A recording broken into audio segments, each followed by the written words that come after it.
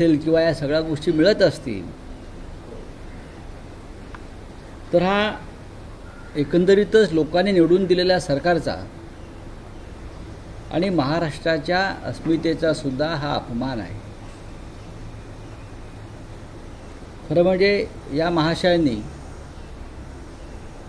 पेलगावमध्ये जो 26 आमच्या माय भगिनींचं कुंकू पुसलं अतिरेक्यांनी, ते सुद्धा मोदीमुळेच पुसलं। हे सुद्धा जर सांगितलं असतं तर त्या सत्याला एक खरोखर एक किनार मिळाली असती की हे सत्य बोलत आहे। पुलगावमध्ये 40 जवानांच्या हत्या झाल्या त्याही मोदीमुळेच, आणि ट्रम्प यांच्यामुळे भारताला माघार घ्यावी लागली युद्धामध्ये, तीही नरेंद्र मोदीमुळेच।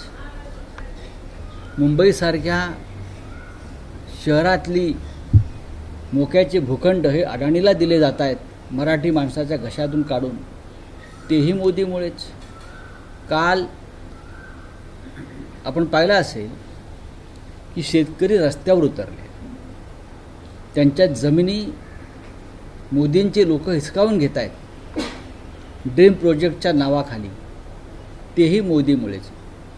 या देशामध्ये मोदींमुळे बऱ्याच गोष्टी घडत आहेत, त्यातल्या या महत्त्वाच्या गोष्टी आहेत। या राज्याची जनता स्वाभिमानी आहे, ती लाचार नाही। हे जर बबन लोणीकरांना कळत नसेल तर अशा प्रकारची लोक भारतीय जनता पक्षात आहेत हे या महाराष्ट्रानं समजून घेतलं पाहिजे। जे महाराष्ट्राच्या जनतेला लाचार समजत आहेत, अस्वाभिमानी समजत आहेत, मोदींच्या चरणाचे दास समजत आहेत, ही अत्यंत गंभीर गोष्ट आहे। शक्तीपीठ महामार्गाचा तुम्ही विषय काढला। अजित पवार असं म्हणतायत किंवा त्यांचं खातं असं म्हणतंय की कर्जाचा भार हा राज्य सरकारवर येईल आणि हे